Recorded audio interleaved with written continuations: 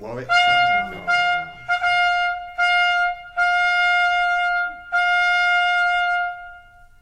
Warwick Players.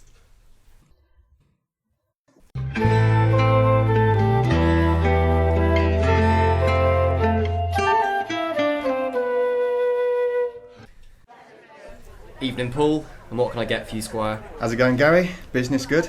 Can't complain. Good, good. Can I get 2 pints of Carling, a glass of the house red? Merlot or Shiraz? Merlot, please, large glass thereof. A Stella, an orange juice, a Coke, and an Umbongo. There you go, sir. Enjoy. I seem to be missing a drink, Gary. I don't think so, Paul. I ordered 7 drinks and I only seem to have 6 here. I'm missing the Umbongo. We don't sell that stuff here. You'll have to go somewhere else. You don't say? Never mind. How much is that? $14.50. Okay, here you go. Paul, you've just given me £100 in fresh notes. That's so. How careless of me. Look, Paul, we don't sell Umbongo. Just let it go, man. I don't want your money. Look, just have a Capri-Sun on the house. No. Come on, Gary. Paul, please. I hear the weather is nice way down deep in the middle of the Congo at this time of year. Please. I hear the hippo takes an apricot, a guava and a mango. He stuck it with the others and he danced a dainty tango this time of year. The rhino said, I know. We'll call it Umbongo. Umbongo, they drink it in the Congo. The python picked the passion fruit, the marmoset, the mandarin. The parrot painted packets at the whole caboodle landolin. So when it comes to sun and fun and goodness in the jungle, they over for the sunny funny what they call Umbongo this time of year. Fine. Wait here. Good man. I hope you know what you're getting yourself into. It's in a Robinson's fruit shoot bottle, but it's the good stuff. Straight out the carton. Original 9-fruit recipe. No added sugar, no artificial ingredients, and it's not cut with any of that Vimto like that crap you can get on the streets. Pure as you'll find anywhere. You're not going to give it to children, are you? Never you mind what I'm going to do with it. I've got kids myself. I couldn't bear the thought. Don't worry. The President of the Democratic Republic of Congo has promised me a lot of money for this. Actually, have you got vanilla Coke? Get out.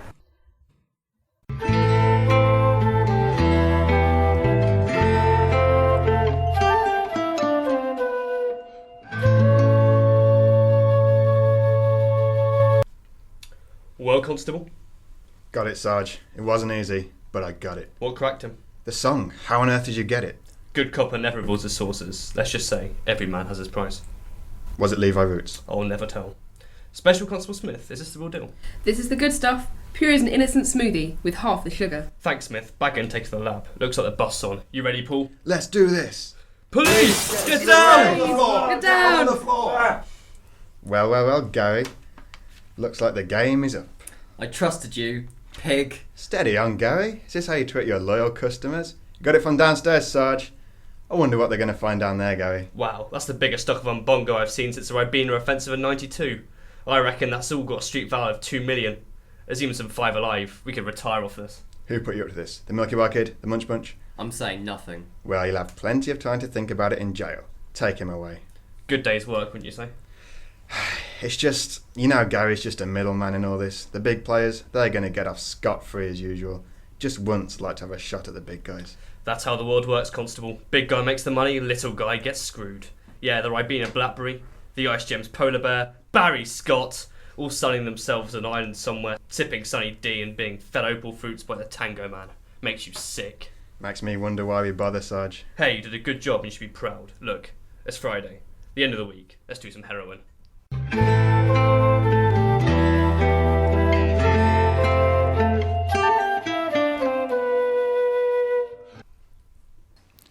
First, he brought you the film adaptation of the Lord of the Rings trilogy. 3 books, 1,500 pages, brought you in 12 hours of epic fantasy action. Next, he brought you the motion picture event of the year, The Hobbit. 300 pages of short people walking squeezed into 12 hours of epic fantasy action. This fall, Peter Jackson embarks on his most ambitious project to date, the film adaptation of the Piccadilly train line. All roads lead to Cockfosters. 4 pages of random time somehow condensed into 12 hours of epic fantasy action. Finally, Peter Jackson brings his vision, his masterpiece, Haiku.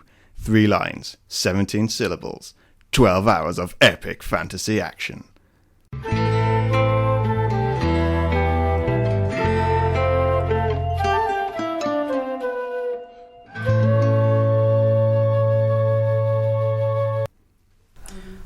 afternoon, Mr. Kevin. Hi, I'm Mike, and I'll be the examiner for your white van driving test today. Before we start, I'm just going to ask you a couple of questions as part of the assessment. Alright.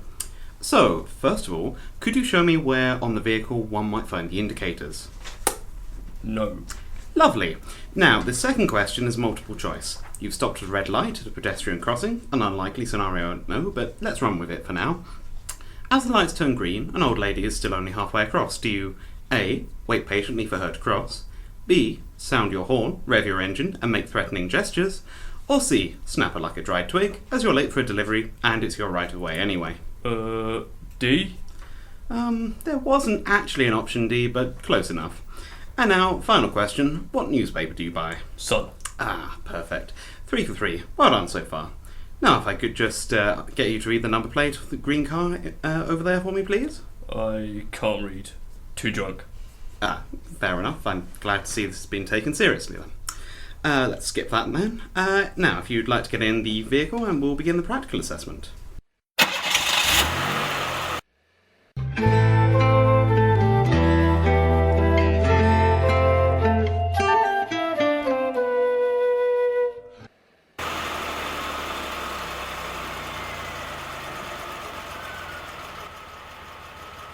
So, Kevin, for your last manoeuvre, I'd like you to perform an illegal park, so anywhere along these double yellows, preferably blocking a couple of driveways as well.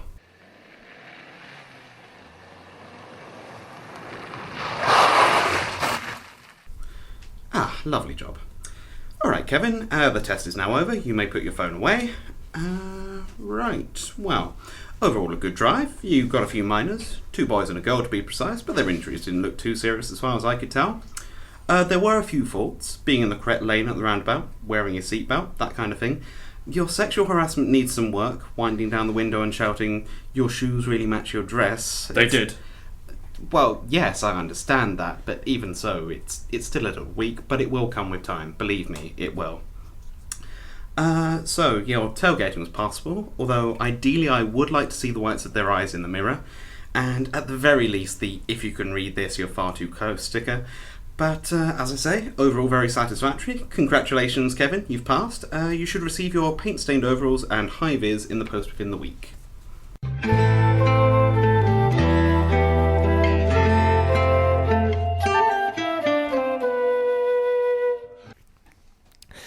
Of course, it came to a point when there was simply too much news. Daily newspapers doubled in size and were as thick as a James Joyce novel. Everyone agreed that with its increased size and weight, the newspaper had become most unwieldy, as reading the news was practically a two-man job. Reading the paper on a train or bus was all but impossible, unless you were sitting next to an accommodating stranger with whom you shared similar interests. And nobody could finish an entire newspaper in a day. It took 3 or 4 days minimum, and even the most voracious readers tended to be a few years behind in their understanding of current events. BBC's Have I Got News For You prided itself on making topical quips that were no more than 4 years old, but unfortunately most of its viewers were grappling with even older news, and thus couldn't understand Ian Hislop's witty topical wit. After a long period of steadily declining viewing figures, the BBC decided to cancel Have I Got News For You, and chose to replace it with a looped clip of Ian Hislop's wrinkly old body dressed up in ladies' clothes, doing the sort of dance a lady might do.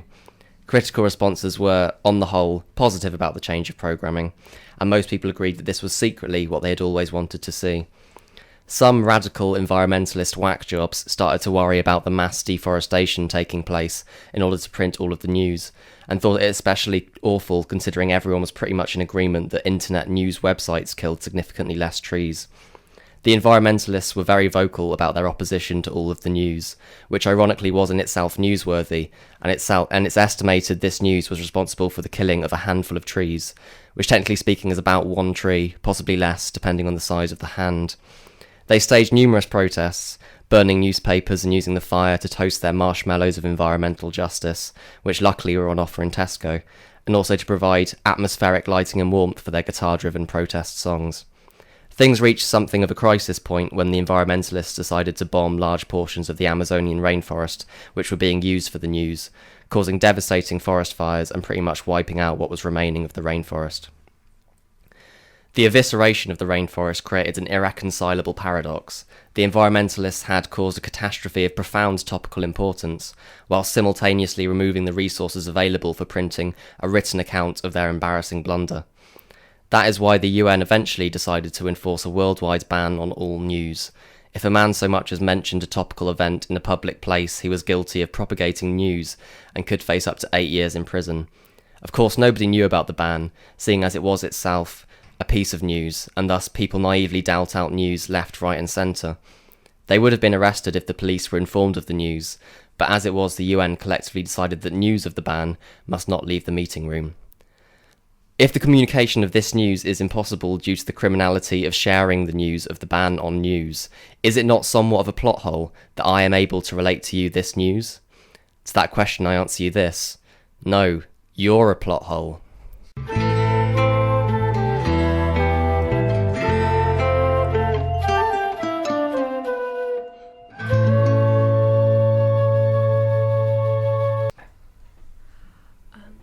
Is there anything else you need on the shopping list? No, I think that's everything. Okay. Oh, hey, while we're on the subject of lists, just out of interest, who's on your list? My list? We just did it. No, I mean your list, you know, the list. What list? Oh, you know, the list of people you can have sex with if you ever get the chance to. Oh, I see. Like anyone in the world and no strings kind of thing. Yeah. Like when you eat some grapes from Tesco without actually buying them. Sure. Sounds cool. So who's on your list? Well, I'd definitely have my way with Anne Hathaway. And you? Well, if it's definitely a no strings kind of thing, then I'd definitely get with your mate Rob. Oh. Normally you just choose famous people, by the way. But why? Like I'm ever going to get the chance to meet Orlando Bloom. Well, yeah, but it's just a hypothetical scenario. It's if you ever get to meet Orlando Bloom. No one's actually going to think someone like him would choose you anyway. But why would I choose someone to put on my list who I have zero chance of actually meeting? Well, look, it's just a bit of fun, okay? I just didn't think you would actually choose my mate Rob. But choosing people I already know raises my chances of actually getting with them, right? Well, yeah, I suppose. Exactly. Well, that's just not how it works, okay? Nobody's having sex with anyone. It's just a bit of light relief from the monotony of being stuck with you all day. Oh, well, if we're going to talk about this whole list thing, you won't mind if I tell you that I already got with your other mate, Jack. What? Turns out I was on his list.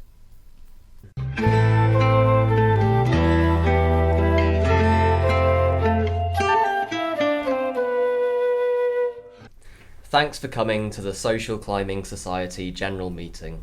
It's good to see all of you. It's really, really, really good to see you, Sarah. It's fantastic to see you. I've never been more pleased to see you. You look stunning. Have you lost weight? You must have lost weight. Not that you were ever fat to start with, just you're looking really, really thin now. Not too thin, not freakishly thin, but like, you know, the perfect width. And your hair looks really nice too. Really voluminous. Shut up, Alice. Yeah, shut up. God, you look ugly today. Guys, we all know Alice looks ugly every day. Let's not go over this again. Sorry, Sarah. Sarah. So anyway, the first thing on the agenda today is the status promotions.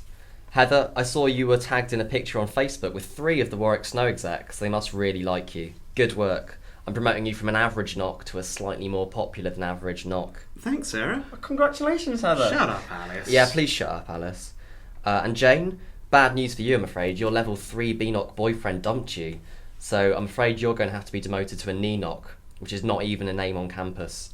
So guys, could we please stop referring to Jane by her name and instead address her as either witch, wench or hag bag, depending on your preference? I suppose that's reasonable. It sure is hag bag. Alice, I'm demoting you to OC, which just means on campus, although I'm not too happy about that. But There's no time to reply. This part of the sketch is dragging on a bit, and I think we've reached the maximum level of animosity towards women that can be expressed in a sketch written and performed exclusively by men.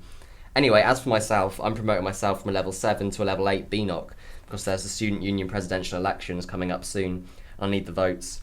Also, I need lots of pictures of me passed out naked in some sort of ditch, covered in beer, vomit and urine, so people know I'm a suitable candidate. I'll have a look through the Society archives. Thanks, wench.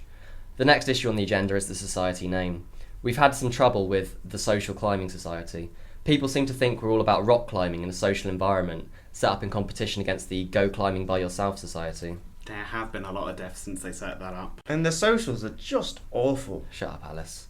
So, we need to change the name to avoid confusion. Does anyone have any ideas? Okay, How about ladies against climbing rocks, but obsessed with social status? That's brilliant. It's clear and it's to the point. There can't be any confusion with that. It's a bit long though. We need to turn it into an acronym. How about lacrosse? Wonderful. From now on, the Social Climbing Society will formally be renamed Lacrosse. Yay! By the way, guys, does anyone actually fancy playing a game of lacrosse? I love lacrosse. Me too. Me three. Shut up, Alice. You're going in goal.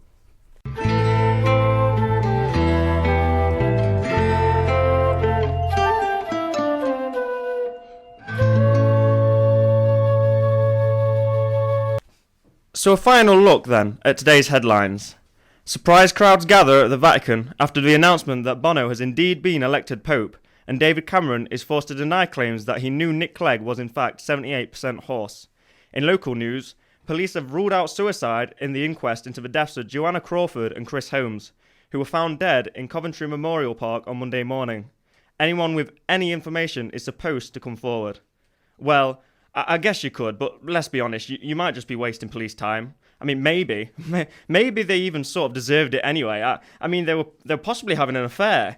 I mean, maybe rather than meeting up with a boyfriend, Joanna decided to meet up with this Chris fellow, despite his poorly paid job and poor personal hygiene.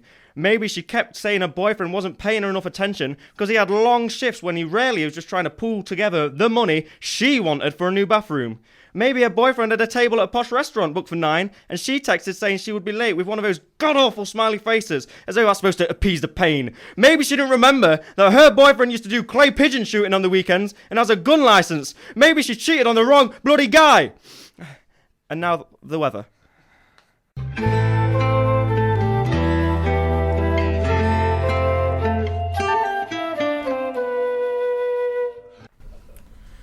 I can't believe we're stuck here until that storm passes. Indeed. I said we should have gone to the beach rather than mountain climbing, but you wouldn't have any of it. Charles, the beach is your answer to everything. Oh, come now, Carl. That's hardly fair. Really? I want to pick up some chicks. Let's go to the beach, Kyle. I want to get something to eat. Why don't we go to the beach, Kyle? I want to party all night long. Why don't we go to the beach, Kyle? Sound familiar, Charles? Well, I suppose I am a little biased towards the beach. To be fair, though, we were shipwrecked on a tropical island in the middle of the Pacific. The beach is about the only thing here. Except this mountain. Except this mountain, yes. So, since we're stuck here, do you have any family back home? I have a long-term partner. How about yourself? Nah, I never really bothered with all that. Guess that's why I was on that cruise ship. How about you? You don't seem to be the type to go out and partay. I'll have you know I partay with the best of them, normally after a good round of croquet, and of course my lesson au français. Anyway, I wasn't on that ship, and ended up here on my own. Fair enough. I think I'm going out for a walk just to stretch my legs. Really? It's a 30-mile-per-hour gale outside this cave. Better death than boredom. Touché? Ah, help! What happened? I slipped off the ledge. It's really hard to hold on. Can you pull me up?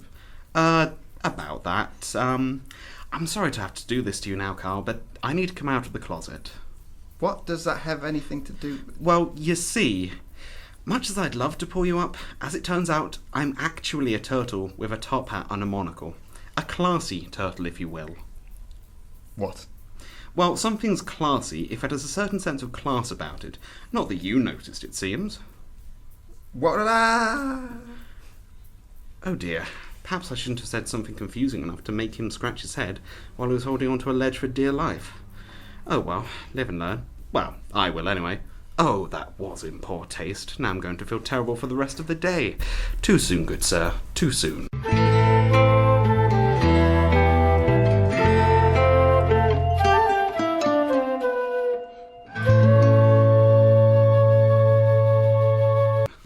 Right, so the horse does 3 and 1, and castles only move horizontally and vertically like that? Yeah, well done, man. You got it. Want to be whites? The whites? You mean it's like the whites versus the blacks? Don't you think that's a little bit, controversial? Don't be an idiot. It's been like that since the Middle Ages. Don't get all high and mighty with your PC rubbish. Whatever.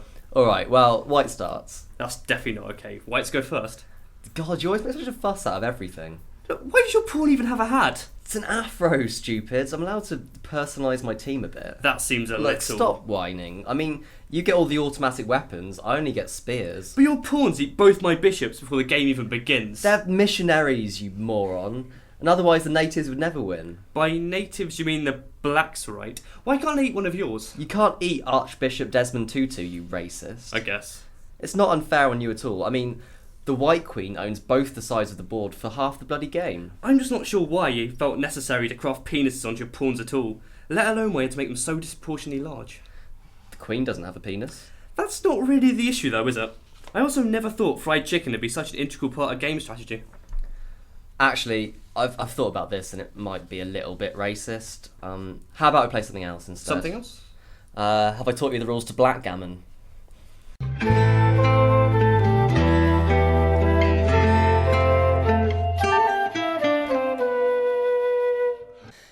15th of September 2012. Today my best friend Michael came round to play. He arrived at 2 o'clock and we frolicked in the garden for hours until we became exceedingly thirsty and had to retire to the kitchen for a cool glass of milk. Feeling sufficiently refreshed, Michael put his finger in his glass of milk and flicked a speck of the milky liquid in my face. In retaliation, and with a demeanour of mock outrage, I took a sip of milk, kept it in my mouth, and then spurted out a jet of milk like a fountain into his eyes. Michael, laughing but also blinded by the milk, took his glass in his hand and poured it over my head, at which point I kindly returned the gesture. Things quickly started to get out of hand. "That's it," said Michael forebodingly, and he disappeared into the garden. Moments later he came back with 2 large water pistols.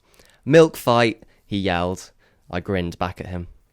Filling the pistols with milk was a laborious task, and in retrospect the spontaneity of our wacky antics did suffer slightly. After a quarter of an hour was spent filling the pistols, I was starting to reconsider how I had decided to spend my day. But we had 2 great pistols filled with milk now, and it seemed a shame to let them go to waste. Michael started off our skirmish with a milky jet straight into my chest, and then dived behind the sofa to take cover. I took refuge on the staircase and waited for his head to pop out before shooting the creamy liquid into his temple. We carried on in this vein for about 10 minutes before abandoning these conservative measures in favour of more aggressive tactics. We jumped out from our defensive positions and pumped our milky guns until all the milk was drained and the living room was drenched in milk. A wry smile passed between us. We knew that there was only one way to settle this battle: hand-to-hand combat. In fits of giggles we attempted to wrestle each other onto the floor, exchanging a series of headlocks and half-Nelsons. Once we were horizontal, we gave up on the wrestling in favour of violent tickling, before we collapsed on the milk-soaked carpet, drenched from head to toe in milk, and suffering with paroxysms of hilarity. The 2 of us laughed until the cows came home. Then all of a sudden things became very serious.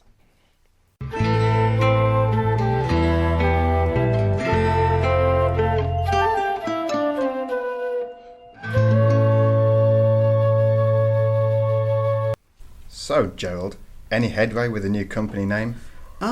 Well, we've had a few problems actually. Such as? Well, you know how you said you wanted the company to have a 3-letter acronym?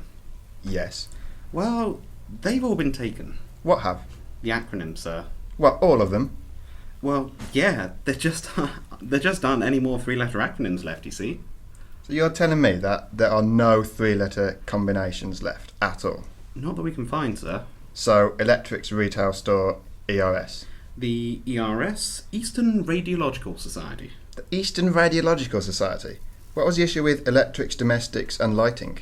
EDL, the English Defence League, a far-right street movement. Home Appliances Direct. HAD, the Hellenic Association for the Deaf. Allied Lighting Company. ALC, Anarchic Lesbian Cardiologists. Anarchic Lesbian what?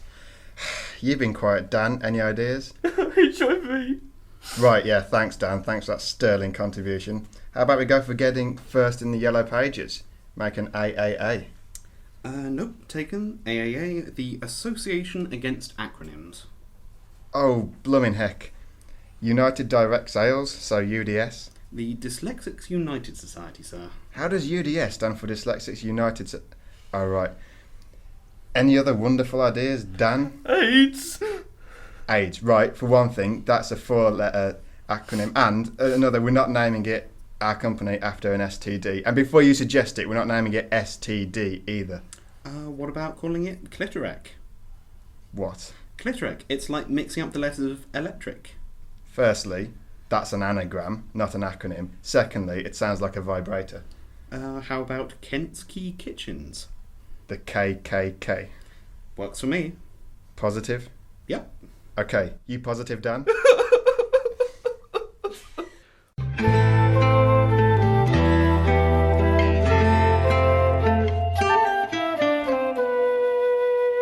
From the makers of Rosie and Jim Reloaded and Funhouse 2, The Quest for Pat's Mullet, comes a new action-adventure for the whole family. The terrorists have taken the school. They're threatening to execute the hostages. Not on Bernard's watch. Bernard's Watch in cinemas February 29th, certificate 12A, may contain scenes of an adult nature, may contain scenes of a childish nature. Visit www.thissitedoesnotexist.whojimajad for details.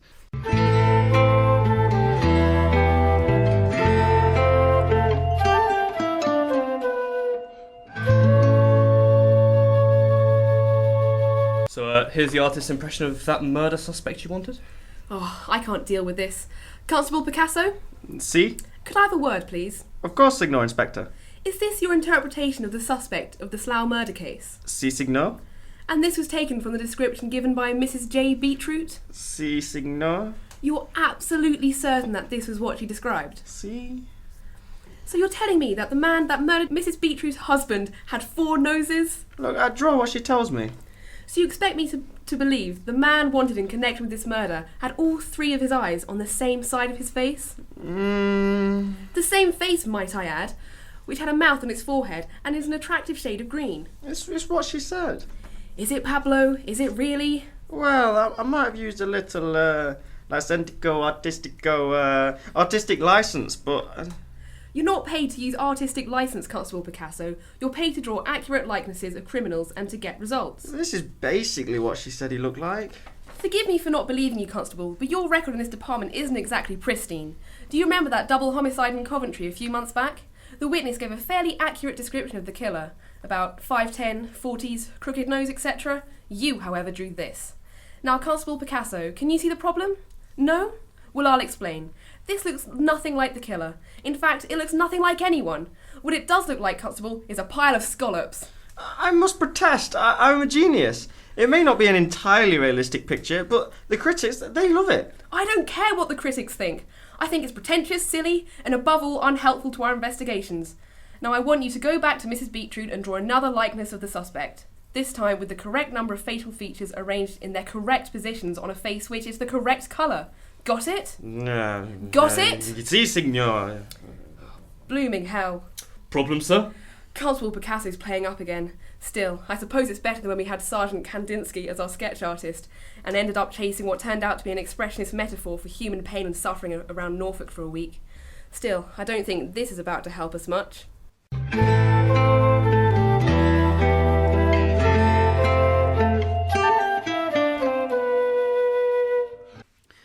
A man has been arrested in connection with the murder of Anthony Beetroot in Slough last week. The man, preliminarily named as Mr. Eric Guernica, is said to be in his 30s, green, with a mouth on his forehead, 3 eyes on the same side of his face, and 4 noses.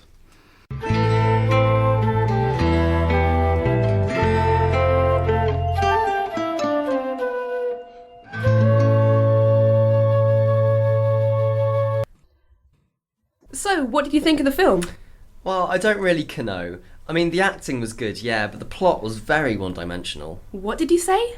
I liked the acting, but the plot didn't really grab me. No, before that. Didn't say anything else. You did? Well, I don't know what it was. It can't have been important. You don't know what it was? No. No, my point is, why are you saying it like that? Saying what like what? Cano. What's wrong with that? It's no, not cano. That's just how I say it. It's wrong. Well, potato. No, but, well, yes, actually, but nobody says cano. Have you had a stroke? Of course I haven't. You don't need to be psychologically impaired to say cano, you cano. Psychologically impaired? What? Oh, you're so dumb I can't even deal with you. Dumber. You're wrong. We're wrong. Oh, look, it's freezing cold and I can't deal with this right now. Let's just go home before we catch pneumonia.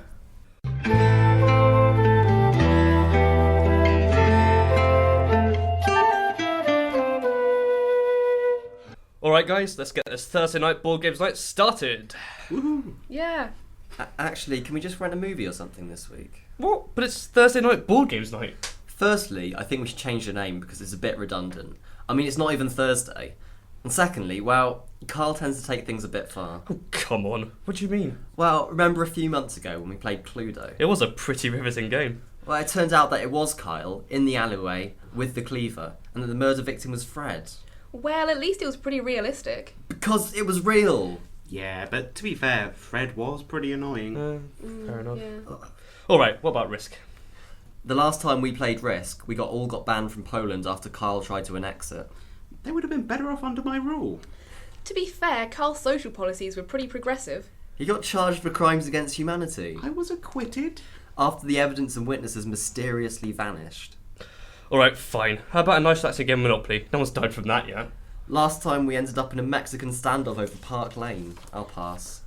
I'm pretty sure that's how all Monopoly games end. Yeah, fair point. What about Jenga? After last time, Carl managed to collapse that orphanage by playing real Jenga. There was no one in it. It was full of orphans! Oh, fine, there was no one anyone cared about in it. Remind me why I actually come to Thursday night board game nights with you people.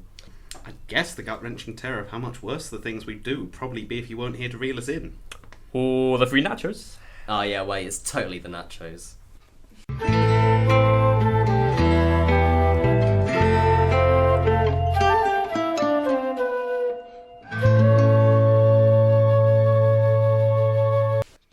It is a well-known scientific fact that during the history of the planet, the magnetic north and south poles occasionally switch around in an event known as geomagnetic reversal. The exact reason for this is debated fiercely by scientists across the world, although there is a general consensus that it is either caused by the chaotic motion of liquid metal in the Earth's core or by the vivaciously greedy and all-powerful compass industry. Although scientists have been predicting that a geomagnetic reversal is due, it was a shock when it happened last night while no one was looking. This has baffled scientists because it should take hundreds, if not thousands of years to happen, leading to a speculation by some religious groups that this is in fact the apocalypse, although a spokesman from the Catholic Church described the lack of deaths as disappointing. A spokesman from the Mayans could not be found. What is interesting social scientists in Britain is the dramatic effect this has had on the north-south divide, which has shown signs of switching. This was in fact predicted by Professor Jaramillo from the University of Northampton, previously Southampton, whose 2006 paper entitled Observations on Cultural Migration and its Probable Causes cited evidence such as the mass migration of flatcaps to the south, the increasing overuse of the word like across the country, and the spread south of casual racism. Professor Jaramillo was laughed at by his peers at the time. He now says they'll be laughing on the other sides of their faces. It is not yet confirmed whether he meant this literally or metaphorically. As individual stories flood in, the standout tale is from Mr. Ironcock, who has a rare condition in which his penis always points magnetic north. Said he, "I woke up with a start last night as my penis changed direction. Generally, things are fine, although I will have to get a new suit fitted." Fascinating. In other scenes, a man from Surrey was heard to say, "Thank God Thatcher's dead," although even he seemed confused as to whether he meant that she would have hated this or whether he was just becoming northern. From an international perspective, the smugness level in Germany has increased again because they traditionally divide their country by east and west and are therefore unaffected by these events. A spokesman from Germany said, "This is yet another example of the German ingenuity and foresight." When it was pointed out that this was largely due to luck, he said, "This is yet another example of the German ingenuity and foresight." He was subsequently shown to be a parrot. The parrot went on to point out that the animal kingdom has suffered the most. Penguins, well known for living in the south and being proud of that fact, have been sighted standing around confused and shivering as they question their identity and choice of habitat. Migrating birds that use the Earth's hitherto reliable magnetic field to navigate have had to resort to intrinsic guesswork, culminating in over 3,000 bar-tailed godwits settling on Brian Blessed for the summer, further fueling rumours that he is to reprise his role as King Vultan in the upcoming Flash Gordon remake. Only time will reveal the full consequences of the geomagnetic reversal, with predictions ranging from "things will probably pan out okay" to "oh my god, we are all going to die." Wales, as ever, remains unchanged.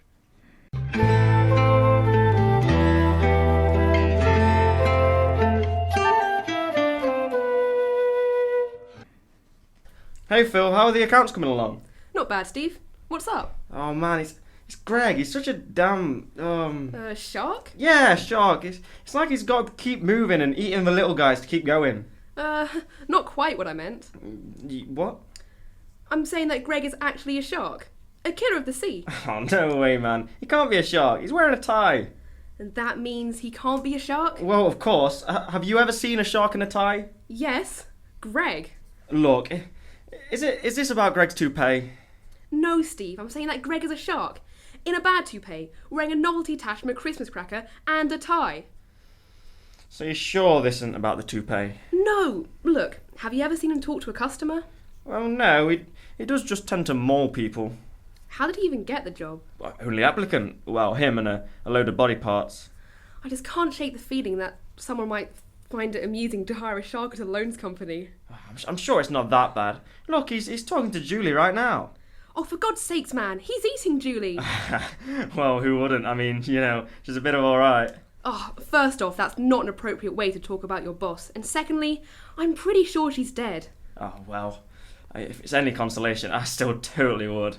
Oh, you disgust me. Well, why do you even hang out with me then? Because all the other staff are off sick with shark-related injuries. Oh, right, that. Look, if you're so worried about it, why not just quit? In this economy, I'll take my chances with the shark, thanks. Hey! Oh, yeah.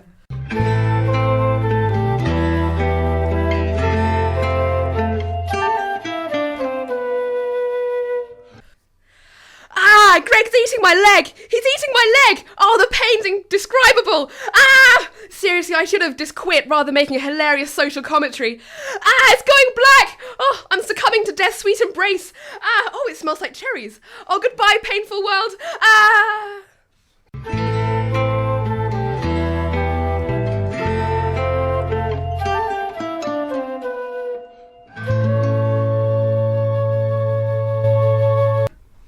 Hey, B, where did you go last night?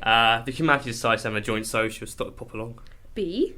Yes. You're not a humanities student. Heck, you're not even in any humanities societies. I am. Physics. What? Think about it. What's more human than physics or biology or chemistry, the study of the natural universe? Huh? Well, I don't see a large hedgehog collider in Geneva. That sounds kind of messy. I mean, built by them, or maybe the, Badger Genome Project. So, because as far as we know, only humans use science, it should be considered a humanity? Exactly. I mean, I'm not sure English should be one. Parrots can speak after all.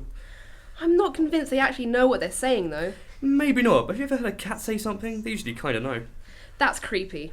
What I'm saying is that English isn't really unique to humans. What about history? Do animals love history? Not normally as intricate, at least. Ever seen a squirrel build a castle or sack a city? Did you know there's a Norse squirrel god? I did not.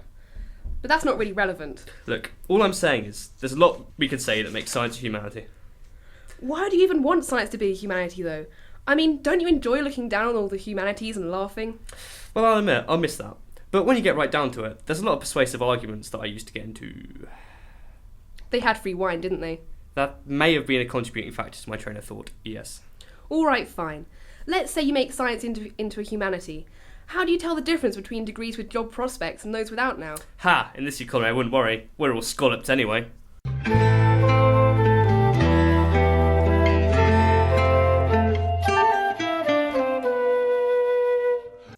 It took me years to realise that Sarah had been sleeping with Michael's tennis coach. I suppose I did always think it strange the frequency with which Michael was going to tennis, 3 or 4 times a week on occasion, and at varying times.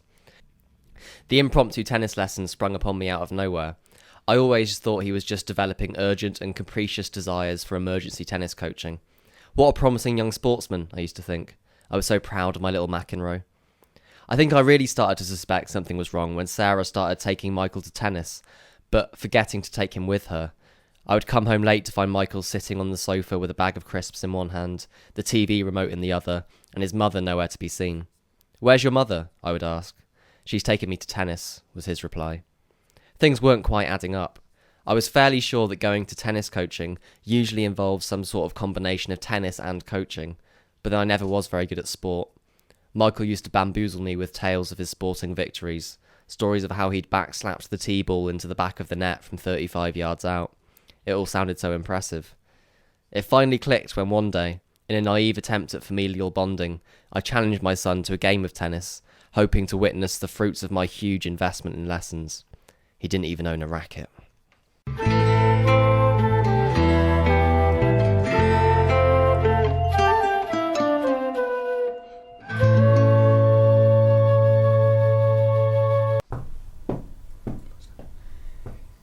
Hey, Steph, what's up? What? You can see me? The full-grown woman hiding in a 2-foot shrub? Yes, I can see you. Oh, damn it. Maybe I need better camouflage. Dare I ask what... Oh, no, not again. I was in all darn day, and this red declaration of war still made its way through the door. It's just a while you were out parcel note. Couldn't you have gone down a sorting office like most people? Never!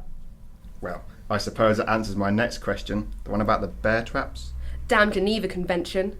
I thought you were allowed minefields, but you had to move them every 24 hours or something. Yeah, do you know how much of a pain that is? Strangely, no, it's not something I've come across. Did something just move in your pond? Yeah, pretty cool, huh? I realised my gnome grenades didn't cut it last time, so I figured what I'd do would be to get some sharks. Sharks? In your 1 metre radius pool? Really? Yeah, just little ones. Wouldn't piranhas have been easier? I'm not going to buy heating for my pond. That's expensive. And the laser tripwires aren't expensive? I got a bulk discount. Uh-huh. So, if you do happen to catch your ninja postman, what are you actually planning to do? Give him a stern talking to, obviously. Right. And the piano suspended by a rope over your front porch? Unrelated, I have a theory to test out about Girl Scouts. So, you're sure he'll be turning up today then?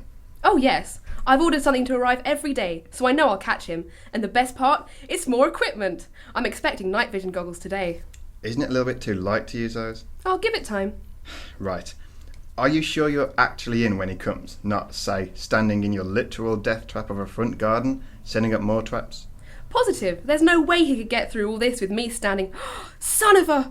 He dropped one off while I've been standing here. I can see it poking out of the corner. Oh, man. Still, I think I'd best go now before I get injured. See you, Jeff. See you, Steph. Become a postman, they said. It'd be simple, they said.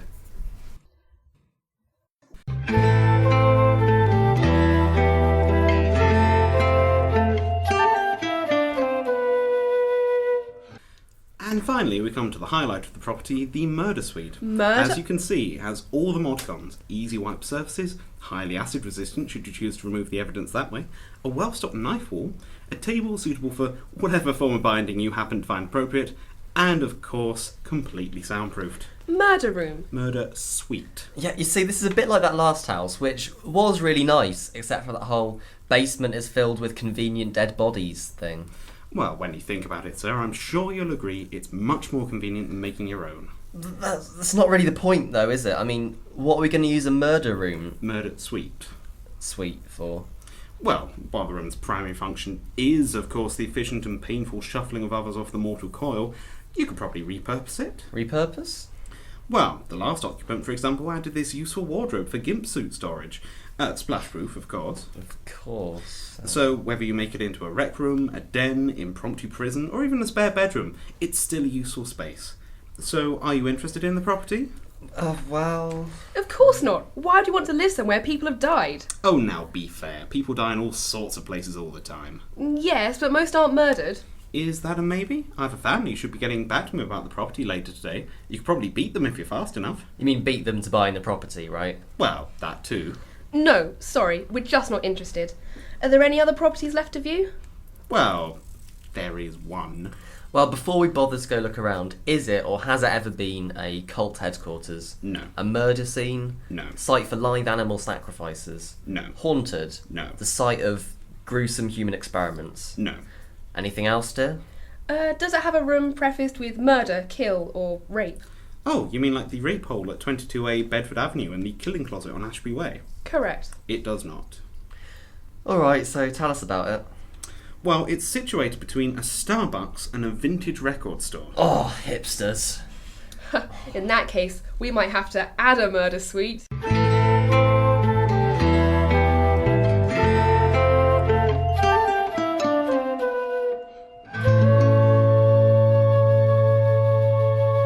Hello everyone, welcome to our weekly anger management help group.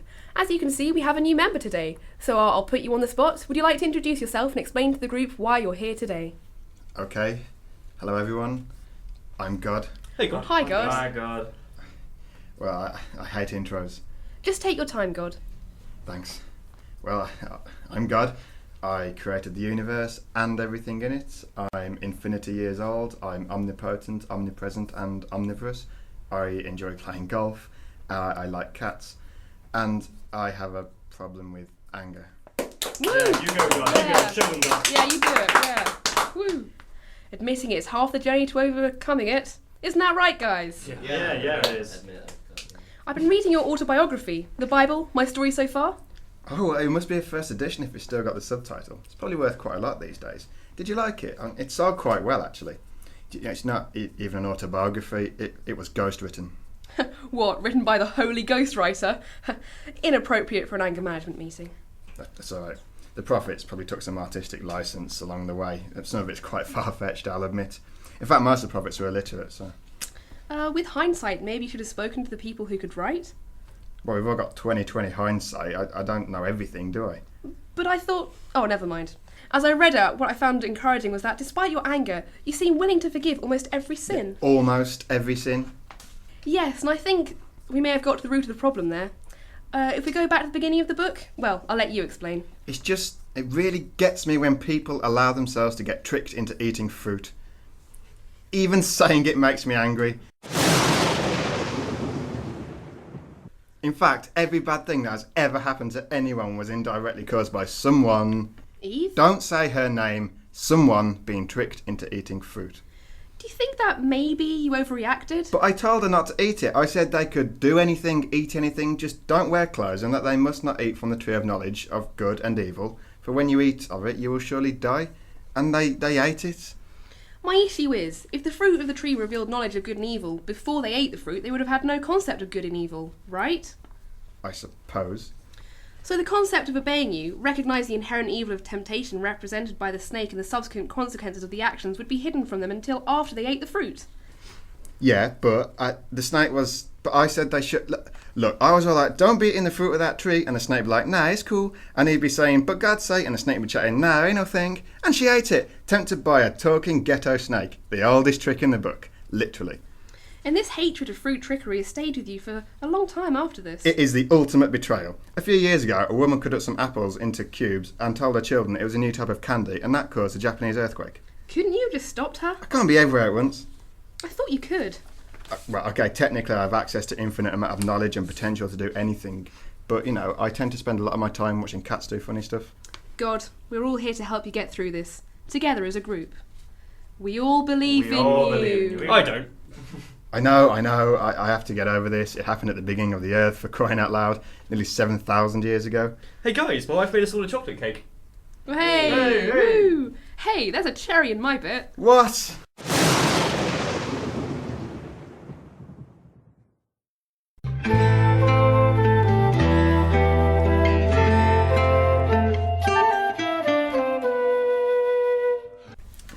From the makers of Newsround, Syria, and Banana Man Begins comes a new summer blockbuster action thriller. Everyone has a limit. Everyone has a point where they just say, enough, and snap. He's over here! And now, it's time to return to sender. They took his cat. They took his van. But they made a mistake when they tried to take his identity. I am a postman, and I always will be.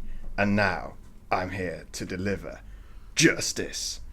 Also pain.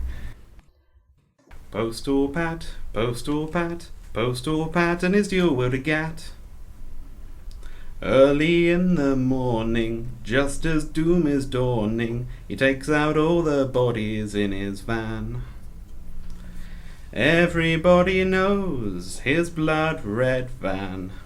People run and hide as he wields a shotgun. Maybe you can never be sure. There'll be knock, ring, pipe bomb through your door. Sorry I missed you. Postal Pat, Postal Pat, Postal Pat, and his dual-wielded gat. All the bodies flying as the loved ones are all crying. Pat has flashbacks to Afghanistan. Pat has flashbacks to Afghanistan. Pat has flashbacks to Afghanistan.